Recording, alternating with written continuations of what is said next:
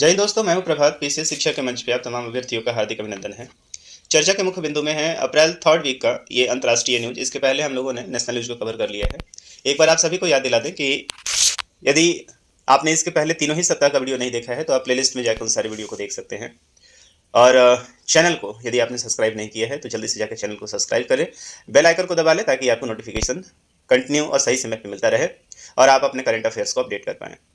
तो चलिए अपने सेशन को शुरू करते हैं। आज सेशन में मुख्य रूप से रहेगा इस पूरे ही वीक में घटे अंतर्राष्ट्रीय खबरों के बारे में हम लोग जानकारी इकट्ठा करेंगे जो बन सकता है हमारे प्रतियोगी परीक्षाओं का हिस्सा।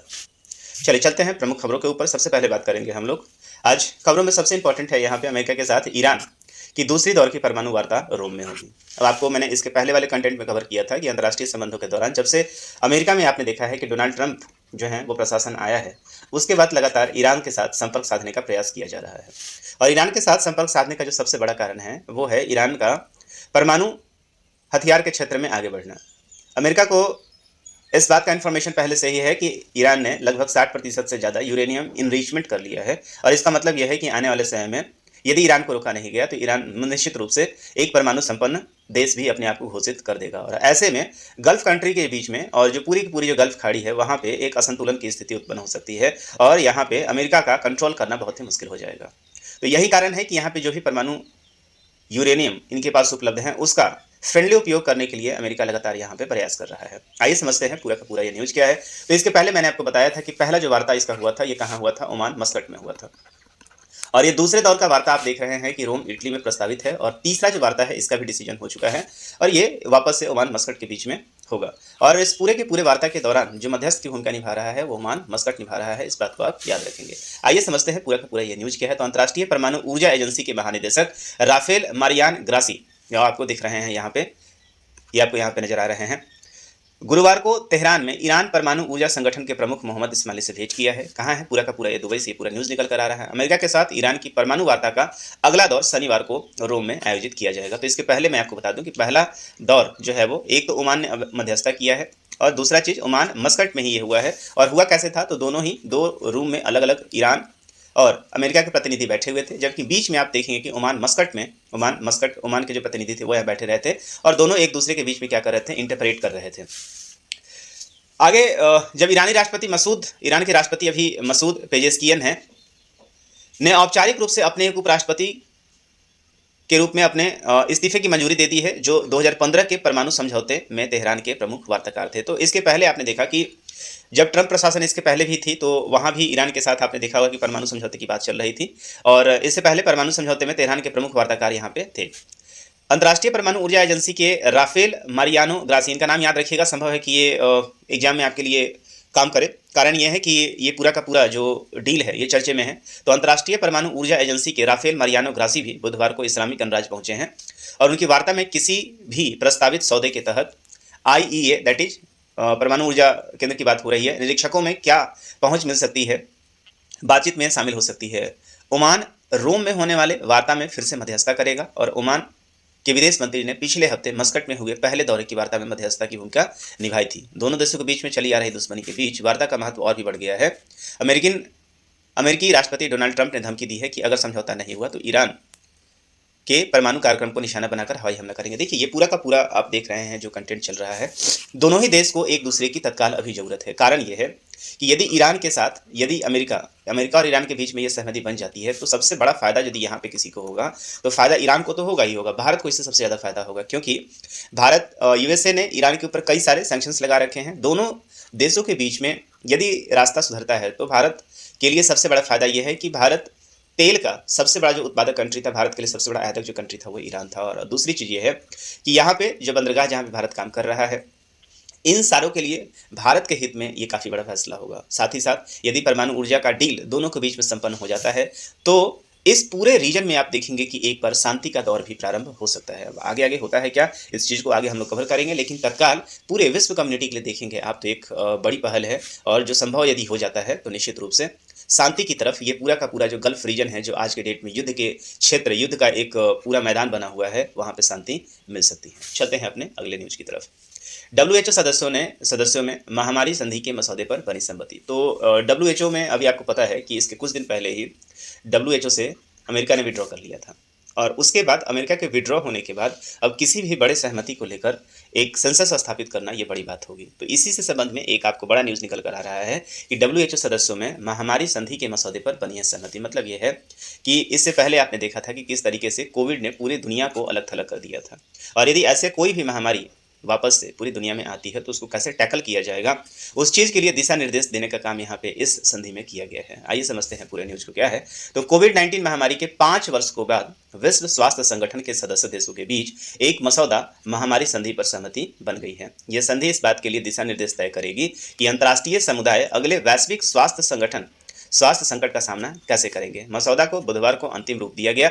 जिनेवा में अगले महीने संयुक्त राष्ट्र दैट इज यूएन की इस स्वास्थ्य एजेंसी की होने वाली वार्षिक बैठक में इसे अपनाया जा सकता है। डब्ल्यूएचओ के महानिदेशक अभी कौन है? तो टेड्रोस अदनोम घेब्रेयेसस हैं।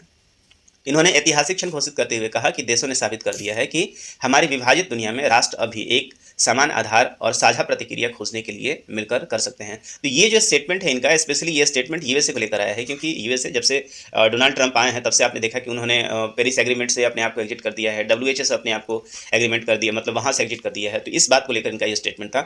गत जनवरी में अमेरिकी राष्ट्रपति डोनाल्ड ट्रंप ने डब्ल्यूएचओ से अपने देश को अलग कर लिया था। जैसे ही वो प्रशासन में जैसे ही उन्होंने टेक ओवर किया, वैसे ही उन्होंने कहा कि डब्ल्यूएचओ में कारण ये है, और इसका सबसे बड़ा जो कारण ये था कि कोविड-19 में चाइना को रोकने में असफल रही थी डब्ल्यूएचओ। दूसरी तरफ ये है कि चाइना के ऊपर किसी तरीके का प्रतिबंध भी नहीं लगा पाई थी, और इसी से गुस्से में थे डोनाल्ड ट्रंप और उन्होंने डब्ल्यूएचओ को एग्जिट कर दिया, क्योंकि एक बहुत बड़ा हिस्सा जो है अमेरिका से डब्ल्यूएचओ को जाता था। इसके बाद अमेरिकी अधिकारियों को वार्ता में भाग लेने से रोक दिया गया था और उनके संधि पर हस्ताक्षर करने की उम्मीद नहीं थी। ट्रंप के इस फैसले के कुछ हफ्ते के बाद अर्जेंटीना ने राष्ट्रपति जेवियर माइली भी यूएन एजेंसी के साथ गंभीर मतभेदों का हवाला देते हुए डब्ल्यूएचओ से अपने को अलग कर लिया था। तो यहाँ पे देखेंगे कि अभी हाल फिलहाल में जो सबसे बड़ा डेवलपमेंट था वो यूएसए और अर्जेंटीना, इन दोनों ने डब्ल्यूएचओ से अपने आप को विड्रॉ कर लिया था। तो डब्ल्यूएचओ से सबसे बड़ा न्यूज़ निकल कर आ रहा है कि पूरी विश्व में आप देखेंगे, एक बार डब्ल्यूएचओ के बारे में जान लें तो डब्ल्यूएचओ जिसको हम लोग वर्ल्ड हेल्थ ऑर्गेनाइजेशन कहते हैं, इसका फाउंडेशन या स्थापना 7 अप्रैल 1948 को हुआ था, हमारे स्वतंत्रता से ठीक 1 वर्ष के बाद। और यही 7 अप्रैल के कारण की स्थापना के कारण 7 अप्रैल को ही पूरे विश्व में क्या मनाया जाता है? विश्व वर्ल्ड हेल्थ डे मनाया जाता है, या विश्व स्वास्थ्य दिवस मनाया गया है, जो अभी मनाया जाता है, जो भी हाल फिलहाल में मनाया गया था। इसका हेडक्वार्टर जेनेवा है, जेनेवा जो कि स्विट्जरलैंड में स्थित है, और इसके डायरेक्टर जनरल आप देखेंगे अभी हाथ में टेड्रो एडमोन और घेब्रेयेसस, जो अभी हाल फिलहाल मैंने अभी इन्हीं का सारा ये स्टेटमेंट रहा है। इस बात को आप याद रखेंगे। तो पूरी दुनिया जितने भी यूएन के मेंबर हैं, सारे के सारे कंट्री अभी देखेंगे कि आप डब्ल्यूएचओ के मेंबर भी हैं। और अभी आने वाले समय में आपको पता चलेगा कि अभी इसका जो बैठक हुआ था वो कहाँ हुआ था? जेनेवा में इसका बैठक हुआ था। इस बात को आप याद रखेंगे। अब क्या दिशा निर्देश आता है आने वाले न्यूज़ में, इसको फॉलोअप किया जाएगा, वहाँ हम लोग इस चीज़ को कवर करेंगे। चलते हैं अपने तीसरे न्यूज़ की तरफ। ब्रिक्स देशों के लिए ब्रिक्स देशों संग कृषि व्यापार बढ़ाएगा। यहाँ पे पिक्चर में आप देख रहे हैं, यहाँ पे हमारे कृषि मंत्री यहाँ पे आपको दिख रहे हैं, शिवराज सिंह चौहान दिख रहे हैं। पूरा का पूरा मुद्दा क्या है कि अभी हाल फिलहाल में आपको पता है कि ब्रिक्स 2025 की मेजबानी कौन कर रहा है? तो ब्राज़ील कर रहा है। और आपको पता है कि ब्राज़ील पूरी तरीके से कृषि संपन्न देश है, और यहीं पे इसका आप देखेंगे कि अभी हाल फिलहाल में क्या हो रहा था, मीटिंग हो रहा था, और कृषि से संबंधित ये पूरा का पूरा मीटिंग है। वहाँ भारत की तरफ से शिवराज सिंह चौहान पहुंचे हुए थे, और उन्होंने यहाँ पे कई सारी चीज़ों को, खासकर यहाँ जो मुख्य मुद्दा था भारत की तरफ से, उन्होंने यहाँ के जो सोयाबीन का खेती यहाँ पे कैसे कैसे उसका प्रसंस्करण होता है, टमाटर और दाल, इन सारी चीज़ों के बारे में इन्होंने वहाँ पे जायजा लिया है। और आने वाले समय आप देखेंगे कि ब्राज़ील और भारत के बीच में कुछ समझौते भी नजर आ सकते हैं। तो भारत का सर्वाधिक जोर सोया तेल की प्रोसेसिंग में निवेश और दाल के आयात पे होगा। आपको पता है कि दुनिया में सबसे ज़्यादा दाल का उत्पादन भारत में होता है, और साथ साथ सबसे बड़ा कंजम्पशन भी भारत में ही होता है, क्योंकि भारत की जनसंख्या बहुत ही ज़्यादा है। और ऐसे केस में भारत को आयात करना पड़ता है, और आयात के लिए भारत एक नए देशों की खोज कर रहा है। और वैसे में ब्राज़ील एक बढ़िया जो है एक ऑप्शन हो सकता है। कारण यह है कि ब्राज़ील जो है ब्रिक्स का मेंबर भी है। आइए समझते हैं पूरे न्यूज़ में क्या है।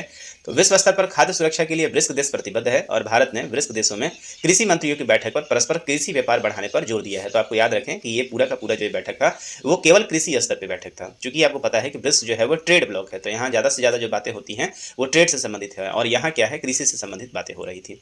ब्राज़ील में देर रात जारी बैठक में ब्रिक्स के सदस्य देशों के साथ कृषि में नई तकनीक और विभिन्न क्षेत्रों के सहयोग बढ़ाने के लिए समझौता हो सकता है। भारत का जोर सोया तेल के प्रसंस्करण में ब्राज़ील से मदद लेने और दाल आयात करने पर है। आपको बता दें कि भारत में जो है तेल, जो खाने का हम लोग तेल है, पाम वालों, बहुत ही बड़ी संख्या में हम लोग क्या कहते हैं, बहुत बड़ी मात्रा में हम लोग को आयात करना पड़ता है, और जिसके कारण हमारा क्या होता है, एक्सपोर्ट का जो हमारा इंपोर्ट बिल है वो बढ़ता है। तो भारत यहाँ से चाहेगा कि सोया की खेती तो भारत में होती है, लेकिन सबसे बड़ी समस्या उसका प्रसंस्करण का है। और यदि ये प्रसंस्करण हो जाता है तो न केवल भारत तेल की खेती खुद अपने यहाँ कर पाएगा, बल्कि आयात को छोड़िए, यहाँ से भारत निर्यात भी कर सकता है। और ऐसे क्षेत्र में मदद लेने, और दाल के आयात पे है, तो दाल चूंकि भारत में तो है, लेकिन भारत की कंजम्पशन ही ज़्यादा है, तो भारत यहाँ से आयात भी कर सकता है। तो भारत का प्रयास निवेश बढ़ाने का होगा ताकि नई तकनीक में सोया प्रोसेसिंग प्लांट लगाया जा सके। भारत में सोया तेल की प्रोसेसिंग का काम अगर आगे बढ़ा तो निर्यात भी किया जा सकता है। ब्रिक्स देशों में कृषि मंत्रियों की बैठक में भारत की ओर से कृषि मंत्री शिवराज सिंह चौहान भाग ले रहे थे और बैठक का विषय है ब्रिक्स देशों के बीच सहयोग, नवाचार एवं व्यापार के जरिए समावेशी और सतत कृषि को बढ़ाना देना। तो कुल मिला के यहाँ पे एग्रो प्रोडक्ट्स के प्रमोशन की बात हो रही है और यहाँ पे नवाचार, कृषि संबंधी नवाचार को बढ़ाने का लक्ष्य रखा गया है। ब्रिक्स समूह की हम लोग बात कर लेते हैं। ब्रिक्स समूह ब्राजील, रूस, भारत, चीन और दक्षिण अफ्रीका के प्रथम अंग्रेजी अक्षरों से बना हुआ है। अब चूंकि पहले ये 5 देशों का ही था, लेकिन अब यहाँ पे देशों की संख्या बढ़कर कितनी हो गई है, 10 हो गई है। और ये पूरे देश की हम बात करें, पूरा जो ये पूरा का पूरा ग्रुप है, वैश्विक कृषि का 1/3 से अधिक उत्पादन करता है। बहुत ही बड़ी बात है। पूरे वर्ल्ड में जितने भी एग्री प्रोडक्ट होते हैं उसके 33% से ज़्यादा आप देखेंगे कि पूरा का पूरा ब्रिक्स कंट्री उत्पादन करता है। कारण कि यहाँ पे 2 एग्री, 3 जो है आप सबसे देश बड़ा देखें, भारत को देख लें, आप चाइना को देख लें और ब्राजील को देख लें, ये सबसे बड़ा देश यहीं पे है। दुनिया का कुल कृषि का 45% और तेल का 30% उत्पादन ब्रिक्स देश में ही होता है। तो ये स्टेटमेंट को आप याद कर लें। संभव है कि आने वाले प्रीलिम्स एग्जामिनेशन में इस तरह के प्रश्न आपको स्टेटमेंट बेस पूछे जा सकते हैं। और 42% गेहूं, 46% सोयाबीन का उत्पादन ये पूरा का पूरा ब्रिक्स ब्लॉक करता है। तो बहुत बड़ी बात है ये, और यही कारण है कि ब्रिक्स लगातार आप देखेंगे कि ताकतवर बनता जा रहा है। वर्तमान में भारत और ब्राजील के बीच में 2 से 3 अरब डॉलर का कृषि व्यापार होता है और इसे बढ़ाकर 15 से 20 अरब डॉलर पहुंचाने का प्रयास किया जा रहा है। ब्राजील से भारत में मुख्य रूप से उर्वरक, सोयाबीन, खाद्यान्न फसलें, चीनी, मांस और सब्जियों का आयात होता है। दाल की घरेलू मांग को पूरा करने के लिए भारत को नए देशों की तलाश है जिसे ब्राजील पूरा कर सकता है। और ब्राजील में प्रति वर्ष 30 लाख टन से ज़्यादा दाल का उत्पादन होता है, जहां से वियतनाम, पाकिस्तान और मिस्र को निर्यात किया जाता है। हालांकि कुछ समय से भारत में भी दालों का आयात बढ़ रहा है, लेकिन इसे और बढ़ाना होगा। अभी भारत के कृषि क्षेत्र में ब्राजील में कई प्रेरणा मिल सकता है। 5 दशक पहले ब्राजील अपनी खाद्य जरूरतों के करीब 30% हिस्सा आयात करता था, लेकिन धीरे धीरे ब्राजील ने कृषि क्षेत्र में इतना सुधार किया कि वर्तमान में 500 अरब डॉलर का कृषि पदार्थ निर्यात करने लगा है। तो सबसे बड़ी बात यह है कि आखिर ये हुआ कैसे, जहाँ पे कृषि ये खुद अपनी ज़रूरतों को कंप्लीट रूप से पूरा नहीं कर पा रहे थे, अब यहाँ पे इतनी बड़ी मात्रा में क्या कर रहे हैं, निर्यात कर रहे हैं। और भारत यही प्रयास करेगा कि उन नवीनतम तकनीकों को भारत में लाया जाए, क्योंकि भारत एक कृषि संपन्न राष्ट्र है। अधिकांश जनसंख्या यहाँ कृषि पर डिपेंड करती है। वैसे केस में यदि नवाचार होता है तो भारत एक सबसे बड़ा, दुनिया का सबसे बड़ा एग्रो प्रोडक्ट एक्सपोर्टर के रूप में आप बन सकता है। आने वाले समय में किस तरह की घटनाएं इस पर डेवलपमेंट होती हैं, इसकी चर्चा हम लोग सब्सिक्वेंट न्यूज में करते रहेंगे।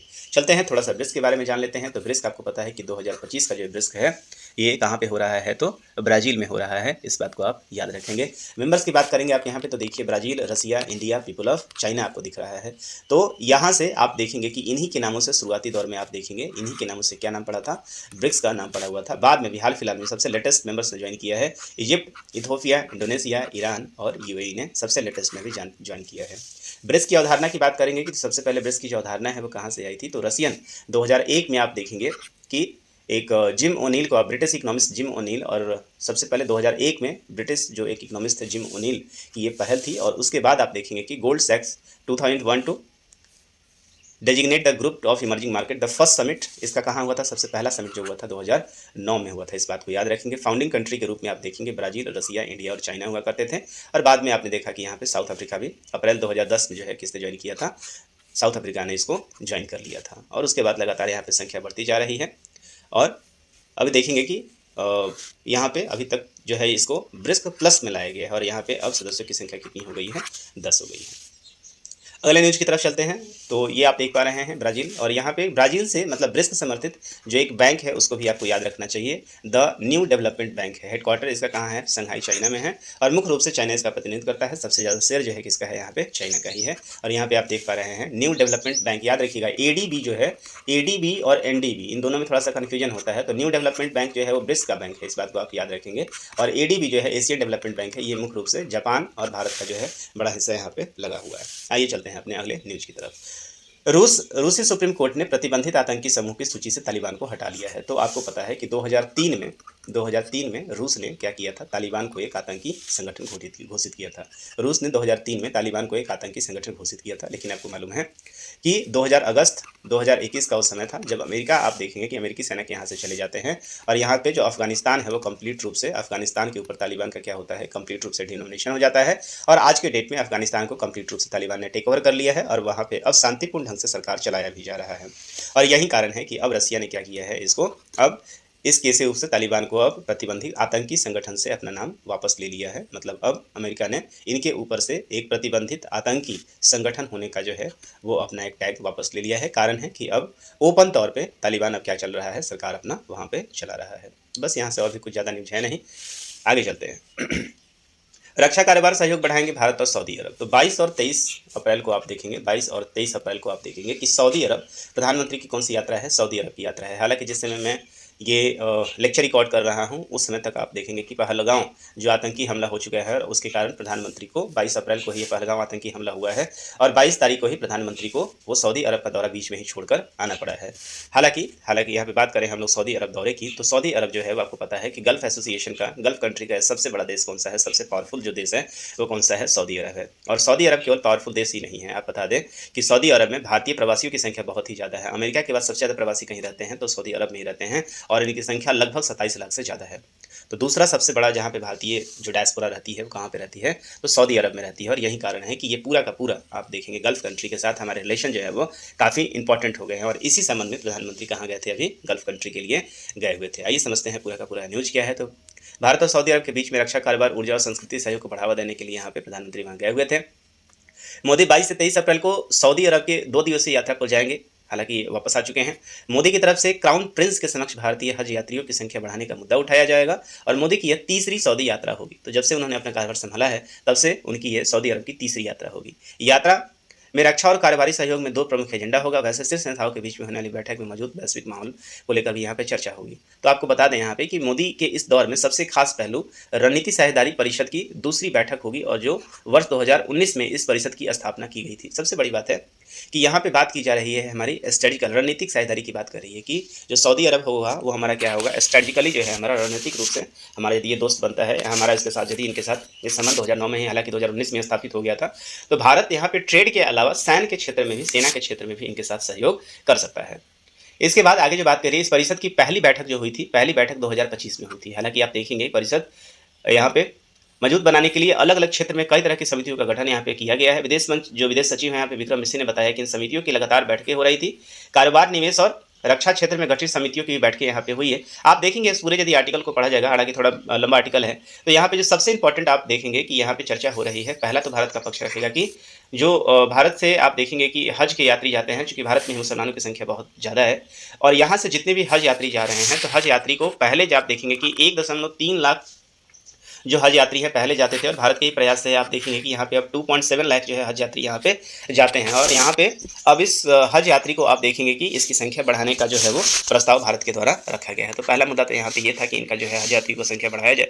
दूसरा यहाँ पे यह है कि 27 लाख से ज़्यादा भारतीय यहाँ पे रहते हैं और वहाँ पे जहाँ जहाँ ये लोग कर रहे हैं वहाँ भी श्रमिकों के से मिलने का प्रोग्राम था प्रधानमंत्री का, हालांकि मिल नहीं पाए अपने पूरे इस दौरे के दौरान। और सबसे इंपॉर्टेंट ये है कि 2019 में सऊदी अरब की तरफ से $100 अरब का निवेश करने की बात की गई थी, लेकिन अभी ये हुआ नहीं है। तो निवेश जो है कि बहुत ही बड़ा मुद्दा यहाँ पे रहने वाला है। हालांकि अभी पूरी की पूरी ये वार्ता हो नहीं पाई है, आने वाले समय में भी आप देखेंगे कि और भी यात्राएं आपको देखने को मिल सकती है। आइए चलते हैं, यहाँ से सबसे इंपॉर्टेंट हमारे लिए बन जाता है कि चूँकि सऊदी अरब जो है वो गल्फ काउंसिल का बहुत ही बड़ा मेंबर है, तो उसके बारे में थोड़ा सा जान लेने की आवश्यकता हमारे लिए है। ये आप देख पा रहे हैं गल्फ कॉपरेशन काउंसिल है यहाँ पे और पूरे गल्फ में आप देखेंगे कुल मिला के पूरे गल्फ काउंसिल में कितने देश हैं, तो 6 देश हैं। एक दूसरा कुवैत है यहाँ पे, तीसरा बहरीन है, चौथा कतर दिख रहा है, 5वां यूनाइटेड स्टेट दिख रहा है, यूनाइटेड अरब एमिरेट्स, और छठा जो है आपको यहाँ पे ओमान दिख रहा है। तो पूरा जेसीसी और ये पूरा का पूरा जो आप देख रहे हैं ये अरब पेनिनसुला को आप देख रहे हैं। हेडक्वार्टर है इसका रियाद सऊदी अरब में और ऑफिशियल लैंग्वेज जो है इसका अरबिक है। एस्टेब्लिशमेंट इसका कब हुआ था, तो 25 मई 1981 को इसका एस्टेब्लिशमेंट हुआ था। अब देखते हैं आने वाले समय में भारत के संबंध हालांकि अभी बेहतर है। 6 में से 5 के साथ भारत का दो बहरीन को छोड़कर 5 के साथ जो है भारत का द्विपक्षीय संबंध है। आने वाले समय में ये कैसे बढ़ता है डिप्लेटिंग, उसको हम लोग कवर करेंगे। एक डाटा यहाँ पे आया हुआ है कि ये आपको पता है कि अमेरिकी विदेश विभाग का ये डाटा है। अमेरिका पढ़ने वाले भारतीय छात्रों की संख्या आप देखेंगे तो कितनी है, तो लगातार आप देखेंगे यहाँ पे, लेकिन 2024 में आपको यहाँ पे कमी नज़र आ रहा है। सबसे ज़्यादा संख्या आप देखिएगा 1,30,730 जो है वो संख्या आपको 2023 में आपको देखने को मिला था और अभी 2024 में ये संख्या जो है वो घटकर कितना हो गया है, 86,110 आपको हो रहा है। और सबसे बड़ा जो कारण आपको यहाँ पे देखने को मिला था वीज़ा से संबंधित इश्यू होगा। तो देखते हैं आने वाले समय में यह संख्या बढ़ती है घटती है, बस एक डाटा के रूप में जान सकें। दूसरा चीज़ ये है कि सबसे ज़्यादा प्रवासी भारतीय कहीं रहते हैं, कहाँ रहते हैं, यूएसए में रहते हैं, इनकी संख्या लगभग 54 लाख के आसपास है। आगे बढ़ते हैं।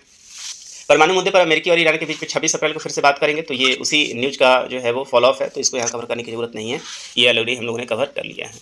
पीएम मोदी से बात करके मेरे लिए गौरव की बात है। तो यहाँ पे एलोन मस्क ने क्या किया है, हमारे प्रधानमंत्री से बात किया है, और बात करने को लेकर आपने देखा होगा, कारण इसका ये है कि अभी हाल फिलहाल में आपने देखा होगा कि एलोन मस्क ने कई सारे कंप्लेन किए थे भारत के ऊपर, जो है आपने देखा है कि ये केस भी दायर किया है। उसका सबसे बड़ा कारण ये है कि आईटी में इनका एक जो लिंक है वो कौन सा है, स्टारलिंक जो है प्रोग्राम है, जो इंटरनेट पूरी दुनिया में आबाद रूप से देने का वादा करती है। इसको लेकर भारत ने क्या किया है, अभी पूरी तरीके से फ्री लाइन नहीं दिया है, प्रतिबंधित यहाँ पे किया हुआ है।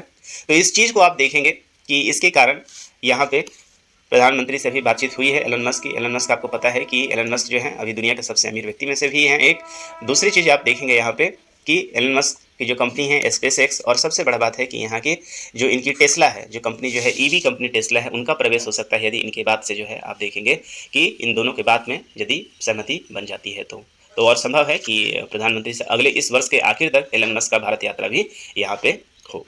तो आज के पूरे इस अंतर्राष्ट्रीय सेशन में आप देखेंगे इतनी ही खबर है, और यदि आपको ये सेशन पसंद आया होगा, यदि आपको आपकी प्रतियोगी परीक्षा में ये काम का है, तो निश्चित रूप से चैनल को सब्सक्राइब करें और अपने दोस्तों के बीच में शेयर भी करें। तो आज के सेशन में इतना ही, मिलेंगे आपसे हम अगले सेशन में। तब तक के लिए करते रहिए, अपनी पढ़ाई को आगे बढ़ाते रहें, और अगले सेशन में हम आपसे फिर से मुलाकात करेंगे। तो आज के सेशन में यहीं तक, तब तक के लिए साइनिंग ऑफ, दिस इज प्रभात, जय हिंद।